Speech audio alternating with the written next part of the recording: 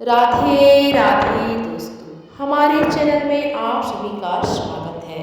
दोस्तों, आज हम जानेंगे भगवान शंकर जी ने रावण को सोने की लंका क्यों दी। दोस्तों, चलिए कथा शुरू करते हैं। शिव जी और रावण की कथा।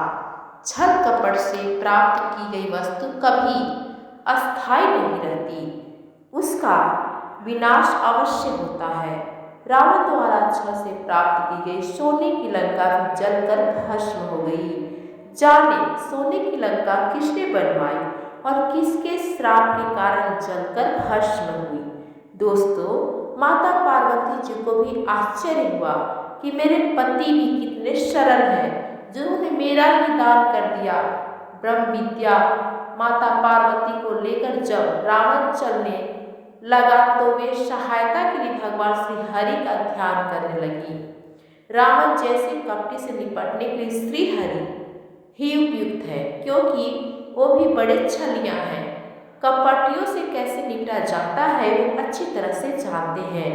राधाधिराज कुबेर संपूर्ण ब्रह्मांड की धन संपदा के स्वामी होने के साथ देवताओं के भी धन्याध्यक्ष भंडारी हैं। संसार के गुप्त या प्रकट जितने भी वैभव हैं, उन सबके अधिष्ठाता देव कुबेर हैं। कुबेर 9 निधियों के भी स्वामी हैं। एक निधि भी अनंत वैभव प्रदान करने वाली होती है, किंतु कुबेर 9 निधियों के स्वामी हैं। पाद कल्प में कुबेर विश्रवा मुनि व इटविदा के पुत्र हुए। इनकी दीर्घकालीन तपस्या से प्रसन्न होकर ब्रह्मा जी ने इन्हें लोकपाल का पद, अक्षय निधियों का स्वामी, पुष्पक विमान व देवता का पद प्रदान किया। कुबेर ने अपने पिता विश्रवा मुनि से कहा कि ब्रह्मा जी ने मुझे सब कुछ प्रदान कर दिया, परंतु मेरे निवास के लिए कोई स्थान नहीं दिया।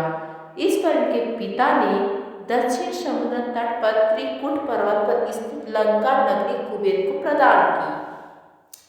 कुबेर ने कई जन्मों तक भगवान शंकर की पूजा आराधना की। पाद कल्प में जब वे विश्रवा मुनि के पुत्र हुए, तब इन्होंने भगवान शंकर की विशेष आराधना की। भगवान शंकर ने प्रसन्न होकर उत्तर दिशा का आधिपत्य, अलकापुरी का राज्य, चैत्र रथ नामक दिव्य वन और एक दिव्य सभा प्रदान की। माता पार्वती की इन पर विशेष कृपा थी। भगवान शंकर ने कुबेर से कहा, तुमने अपने तप से मुझे जीत लिया है, अतः मेरा मित्र बनकर यही अलकापुरी में रहो। इस प्रकार कुबेर भगवान शिव के भी घनिष्ठ मित्र हैं। एक बार कुबेर ने भगवान शंकर के पास जाकर कहा, मैं आपकी कोई सेवा करना चाहता हूँ, मुझे कोई सेवा बताएं। भगवान शंकर ने कहा, मेरे हृदय में तो श्री राम बसते हैं, वही मेरा धन है, मुझे किसी वस्तु या सेवा की आवश्यकता नहीं है।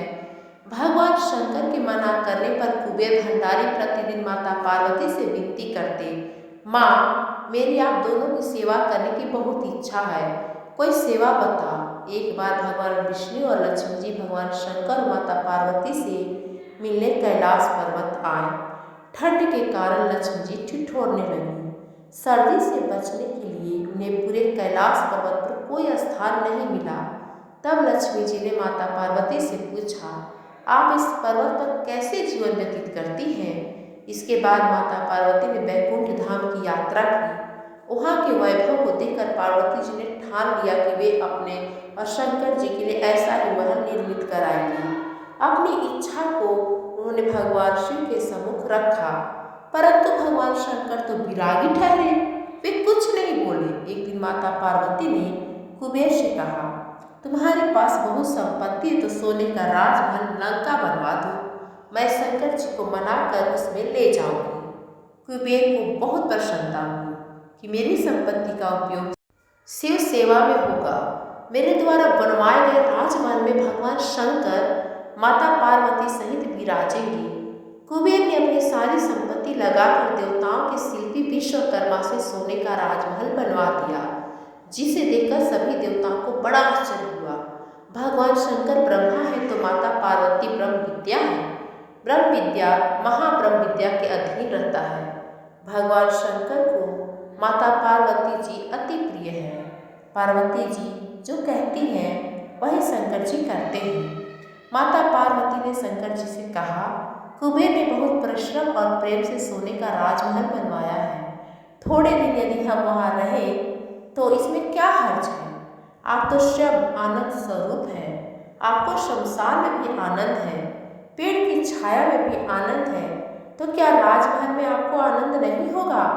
भगवान शंकर ने कहा, कुबेर ने राजमहल तो अच्छा बनवाया है, किंतु उसने अभी वास्तु पूजा नहीं की। वास्तु पूजा किए बिना वहाँ हम कैसे रहेंगे। शंकर जी और माता पार्वती जी अभी ये सब बात कर ही रहे थे, उसी समय वहाँ रावण भगवान शंकर की पूजा के लिए आया। शंकर जी जानते थे कि रावण प्रकांड विद्वान है, फिर भी उन्होंने रावण से पूछा, वास्तु पूजन कराना है, तुम्हें वैदिक मंत्रों का ज्ञान है। रावण के हाँ कहने पर भगवान शंकर यजमान बने और रावण पुरोहित बन गया और सोने के राजमहल का वास्तु पूजन सानंद संपन्न हुआ। रावण बड़ा लोभी था। सोने का राजमहल देखकर उसकी नीयत बिगड़ गई और वह मन में सोचने लगा कि किसी तरह यह राजमहल मुझे मिल जाए। पूजन के बाद भगवान शंकर ने रावण से कहा, पुरोहित जी, आपको जो उचित लगे वह दक्षिणा में मांग लो। रावण ने कहा, मैं जो मांगू वो आप मुझे देंगे। भगवान शंकर ने कहा, मेरा नियम है कि मैं किसी से ना नहीं कहता हूँ। रावण ने कहा, महाराज, यह जो सोने का राजमहल है जिसका वास्तु पूजन मैंने करवाया है, उसे आप दक्षिणा में मुझे दे दें। यह सुनकर भगवान शंकर ने पार्वती जी से कहा, ब्राह्मण है, मांग रहा है, मांगना मरने के समान होता है। हम लोग सोने के राजमहल में रहे या कहीं और, क्या फर्क पड़ता है। कोई गरीब राजमहल में रहकर सुखी होता है तो हम उसको देखकर ही सुखी हो जाएंगे। दोस्तों, भगवान शिव याचक के लिए कल्प वृक्ष है। जैसे कल्प वृक्ष अपनी छाया में आए हुए व्यक्ति को अभीष्ट वस्तु प्रदान करता है, वैसे ही शिव के दरबार से कोई खाली हाथ नहीं लौटता। वे उपासकों के समस्त अभाव दूर कर देते हैं और देते देते अघाते भी नहीं हैं। अवघड़दानी शिव के दान को देखकर लक्ष्मी जी ईर्ष्या करती हैं कि जो वस्तुएं बैकुंठ में भी दुर्लभ है, वे शंकर जी इन कंगालों को बांट रहे हैं। शंकर जी ने रावण से कहा, चलो, तुम्हें राजमहल दिया, पार्वती जी को यह बात ठीक नहीं लगी। उन्होंने रावण को श्राप देते हुए कहा, जिस सोने की लंका को तुमने दान में मांग लिया है वह एक दिन जलकर भस्म हो जाएगी। और सच में हनुमान जी ने सोने की लंका को जलाकर भस्म कर दिया। सोने का राजमहल मिलने के बाद रावण की नीयत और बिगड़ गई। वह मन ही मन कहने लगा, ये तो बड़े भोले हैं, जो मांगो सो दे देते हैं। रावण ने शंकर जी से कहा, महाराज, दूसरा जो कुछ मांगो सो आप देंगे। शंकर जी ने कहा, हाँ। कहने पर रावण ने कहा, यह पार्वती बहुत सुंदर है, इन्हें आप मुझे दे दो। शंकर जी ने मुस्कुराते हुए कहा, मुझे तो विवाह करने की इच्छा ही नहीं थी, मैंने तो कामदेव को ही भस्म कर दिया था। भगवान नारायण की इच्छावश मैंने लगन कर लिया था। तुम्हें पार्वती बहुत अच्छी लगती है तो तू ले जा। भगवान शंकर के समान ऐसा उदार दानी कहाँ मिलेगा, ऐसा दानी जो वरदान देकर स्वयं संकट में पड़ जाए। शिव जी ने प्रकृति के सारे नियम ही पलट दिए। पार्वती जी को भी आश्चर्य हुआ कि मेरे पति भी कितने सरल हैं, जिन्होंने मेरा भी दान कर दिया। ब्रह्म विद्या पार्वती को लेकर जब रावण चलने लगा तो वे सहायता के लिए भगवान श्री हरि का ध्यान करने लगे। रावण जैसे कपटी से निपटने के लिए श्री हरि श्री कृष्ण ही उपयुक्त हैं, क्योंकि वो भी बड़ी छलियाँ हैं। कपटियों से कैसे निपटा जाता है वे अच्छी तरह से जानते हैं। रावण को मार्ग में ग्वाला मिला। ग्वाले ने रावण को वंदन करके पूछा, आप तो बड़े वीर पुरुष हैं, किसी से हारे ही नहीं है, फिर किसको लेके जा रहे हैं।